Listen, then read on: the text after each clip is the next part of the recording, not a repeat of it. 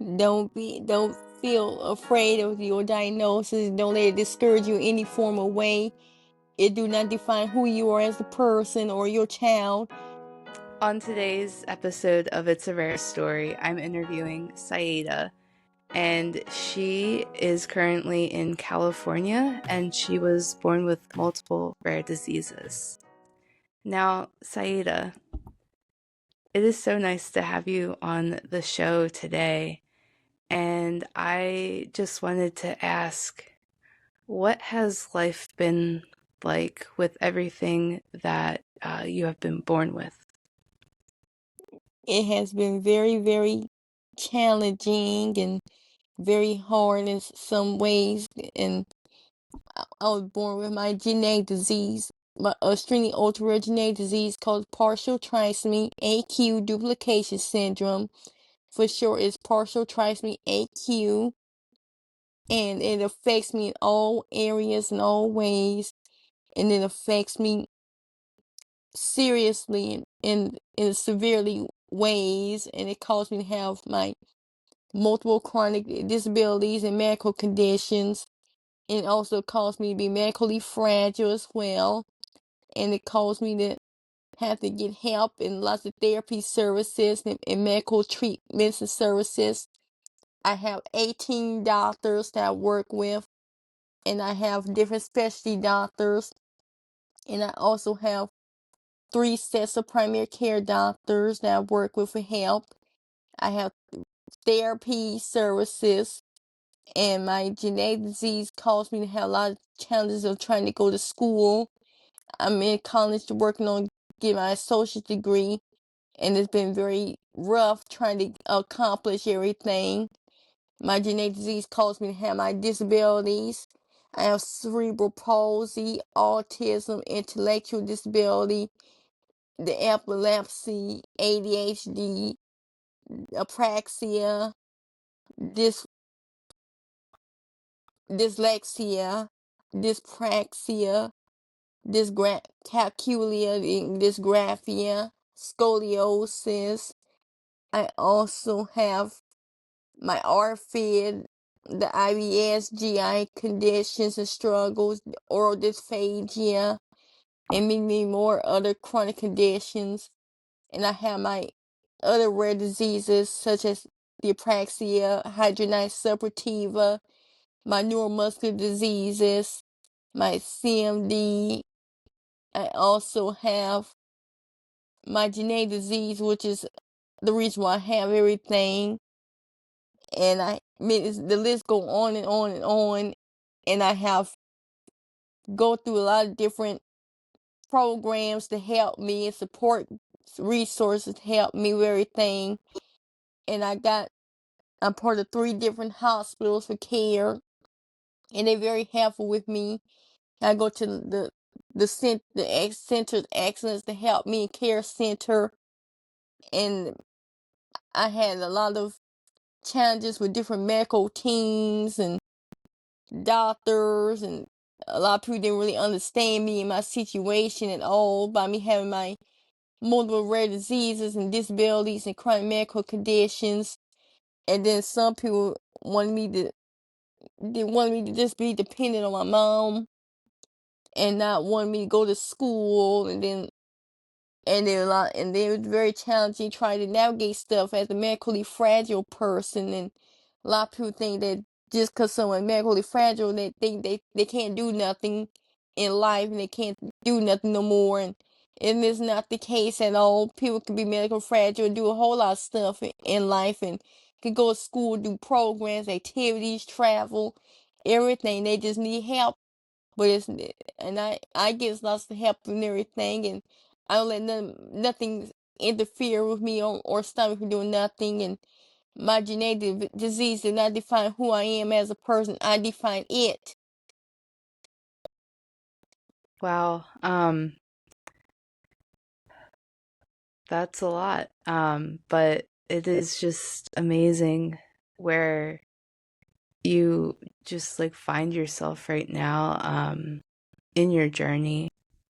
So, with everything that you mentioned, how has it been getting to the place that you're currently in your life? I have moments where I struggle a whole lot with my genetic disease, and living with my genetic disease is like me. It's like me battling a war zone in my own body, and it's constantly never stop. And it's none stop of anything, and it affects me in every single area, neurologically, neurodevelopmentally, cognitively, my executive functioning, speech and language, memory, physically, developmentally. It affects me neuromuscularly. It affects me with my hearing. I have hearing loss due to my genetic disease. I also deal with my absent seizures due to my genetic disease. I also deal with it affects me pulmonary ways. I have 2 ultra rare heart diseases due to my genetic disease, and I have my GI challenges due to my genetic disease. I have RFID due to my genetic disease. It affects my eating / food intake. I also have my IBS due to my genetic disease. I have it affects me behaviorally. My genetic disease affects my sleep. It affects me it causes me to have my mental health conditions, and it causes me to have my a lot of different things in my speech and language due to my genetic disease, and I also have my craniofacial abnormality due to my genetic disease as well, and my birth defect, and I had to learn how to navigate through all of that to get to where I am now, but I still get help with everything, and I have physical therapy, OT, different types of therapies. It caused me to have my chronic pain, and I get help for my cerebral palsy. It's a whole lot they done to me, but I'm very thankful to have help from my medical team and that I have now, and my neurogenetics doctor helped me a lot, and my neurologist and my specialty doctors, my primary care doctors helped me a lot, and I'm very thankful and grateful for them. I also get support groups of people who have growth disorder due to my genetic disease, because my genetic disease affect my growth and my growth stature, and I get help from my cardiologist for my 2 heart diseases that I have, and I have a huge support team. That's awesome that you have such a huge support team. Has there been anything along the way that you've been able to do to just help with the journey? Anything like in school or out in the real world, in a job or anything like that? I do my beauty pageants, which is so wonderful with tourists with me, and I am a national title holder with my beauty pageant organization, and I've been doing it for 5 years. This as of 2025, this is my 6th year being part of it and doing it, and it has been a very helpful experience for me, and a rewarding journey for me, and I learned how to become a better woman doing it, a stronger woman for doing this well. I also do my advocacy work and my leadership work and my activism work. I do my performing arts. I do music, dance, and theater. I also do my leadership work. I do ambassador duties. I am an author of 9 books. I'm a writer, a podcaster, an athlete. I do, and I do a whole lot of stuff. I love being able to do stuff to help people. I love to use my voice and my work to help people as well and advocate for all, because people need help, and a lot of people don't understand how it is for a person to be medically fragile. And I also do programs for people that have chronic hearing loss due to genetic diseases and rare conditions, and I do a little bit of everything. Wow, you really do. I would love to hear more about like the advocacy work that you do. I've been doing my advocacy work for a long time, and I've been doing it for 9 years, and I get out there and I advocate on the state levels and federal levels both. I have traveled to 48 states advocating and helping people. I work with our elected leaders in person and on Zoom, and I do advocacy work with people who have disabilities, rare diseases, people who have chronic medical conditions, mental health conditions, epilepsy, people who have um people that deal with cerebral palsy and survivors, a little bit of everything to help people out. And I do like advocacy work with people within healthcare, schools, colleges, universities, grad schools, career, women's rights, how to help people, all the girls and women who have disabilities and medical conditions and rare diseases, and how to get equal access to programs and activities, sports, a little bit of everything. Wow. Has there been one thing that you've learned in doing all of the advocacy work that you just hold tight onto and you're like, this is like why I do what it is that I do? It's a little bit of everything. I love helping all people, all populations, and they all play a huge role in what I do. And I like to cover everything in all areas. I don't like to just go pick one and do that. I like to do everything. I'm very open minded and flexible when it comes to helping people in my advocacy work and activism work.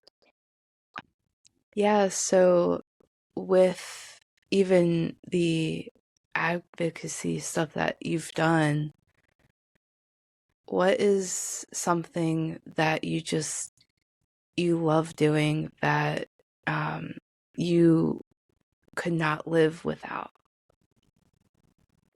I love being able to make a difference in everyone's lives and use my platform to help people and my performance to help people. And I could not imagine not being able to help the people and serve the communities. And I would feel very devastated if I couldn't do nothing to help people and couldn't have the opportunity to do my performing arts or my beauty patch anymore, because all of them have helped me become a more rounded person with my advocacy work and being able to help people. And I couldn't imagine not being able to do none of those things anymore, and I want to do it for the rest of my life.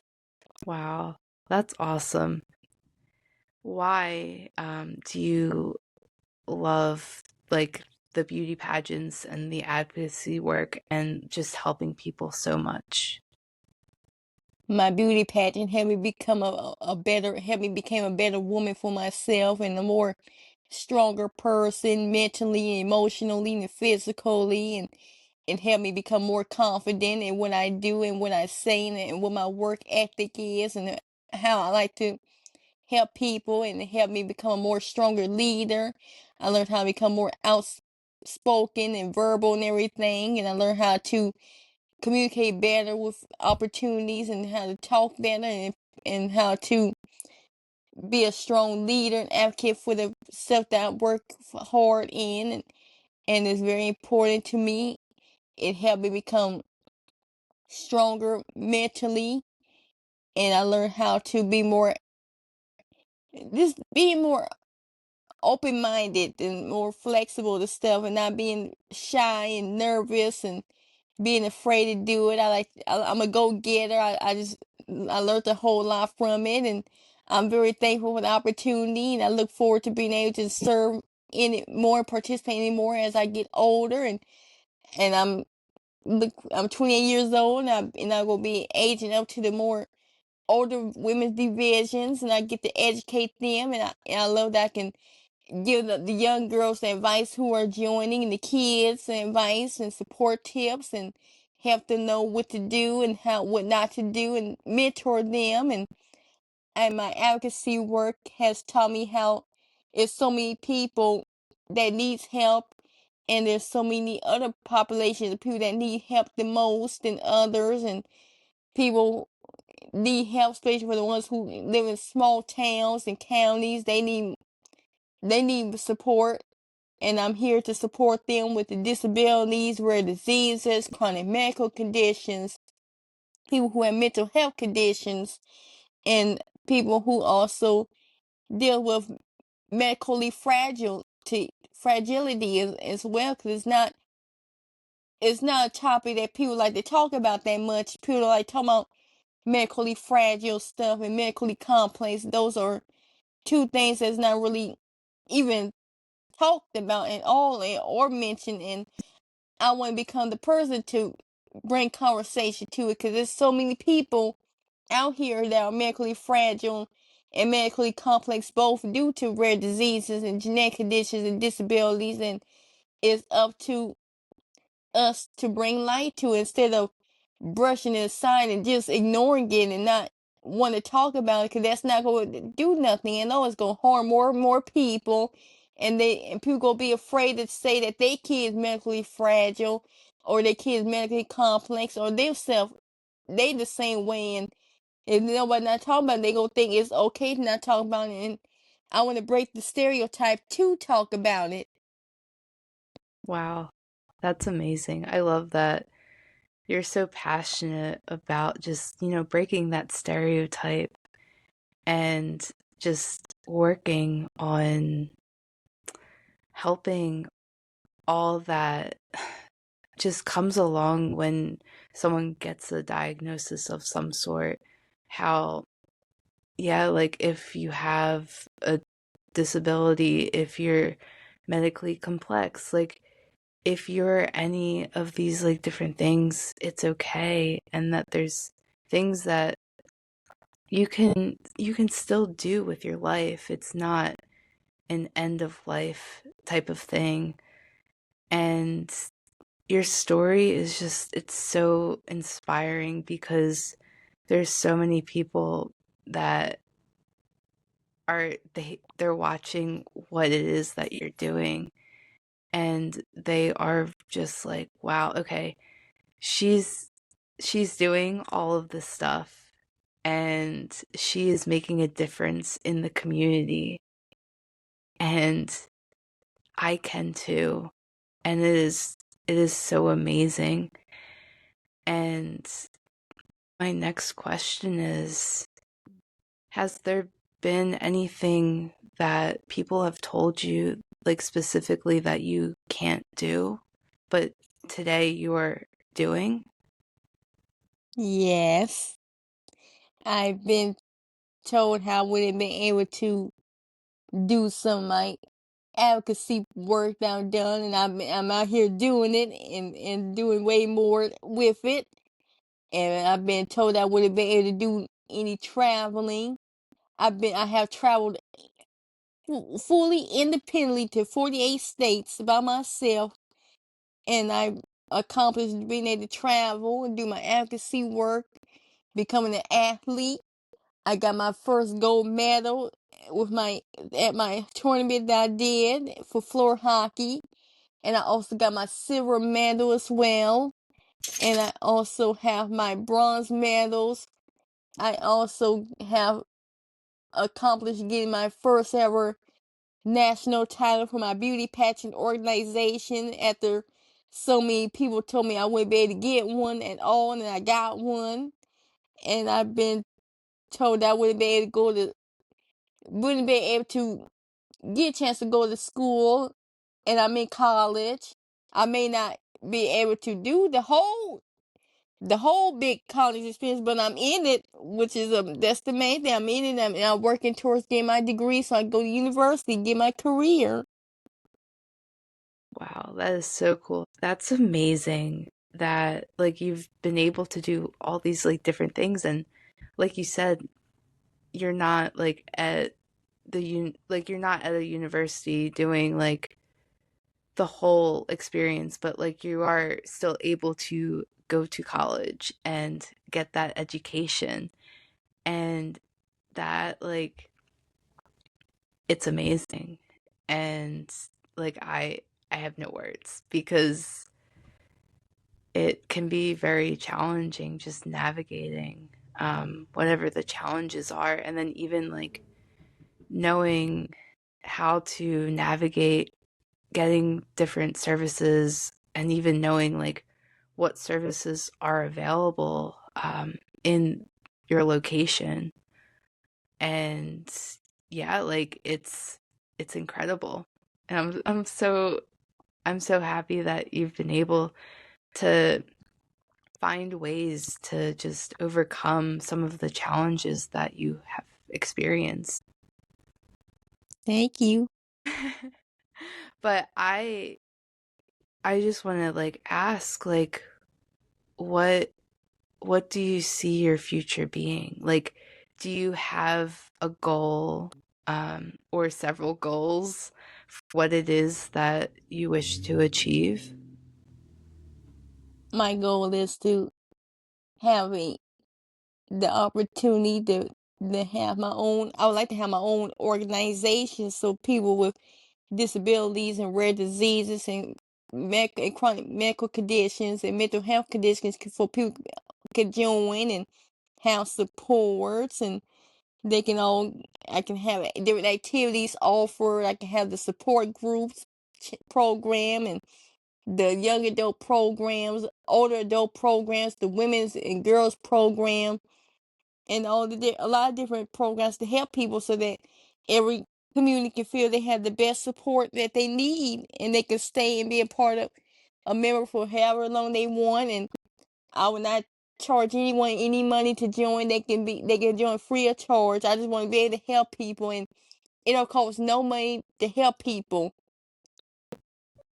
No, it does not cost any money to help people. The next question would be, is there anything that you would tell someone who is just getting a diagnosis, whether it be a parent or an adult, and they just don't know what to think of this diagnosis and how their life is going to continue on? Don't feel afraid of your diagnosis. Don't let it discourage you in any form of way. It do not define who you are as a person or your child. You define it, and you define what it means to live with that condition, and you can go out here and do whatever it is that make you feel good. You can do all the stuff you love. You can still travel. You may have to make a few adjustments to how you do it, but you can still get out here and live your best productive life possible. Wow, that's great advice. Thank you. And to leave the podcast, I would just like to ask you, what is one thing that that you enjoy, that you could not live without? My mom. Your mom. She helped me become the woman that I am today, and my mom helped inspire me to become a strong woman for myself, and how to do stuff for myself and do things independently. And she raised me all by herself as a single parent my whole life, and she helped make sure I was well taken care of my whole life. And now and I learned how to take care of my own self with my own medical journey, where and I learned how not to depend on her, and I've been doing my health journey independently for a long, long time now. Wow, that's amazing. Wow. Thank you to your mom, for all that she's done in your life. Thank you so much, Saida, for joining us on It's a Rare Story. But thank you so much for just tuning in to this episode of It's a Rare Story. And we can't wait until the next episode comes out. Make sure you subscribe, and we'll see you around.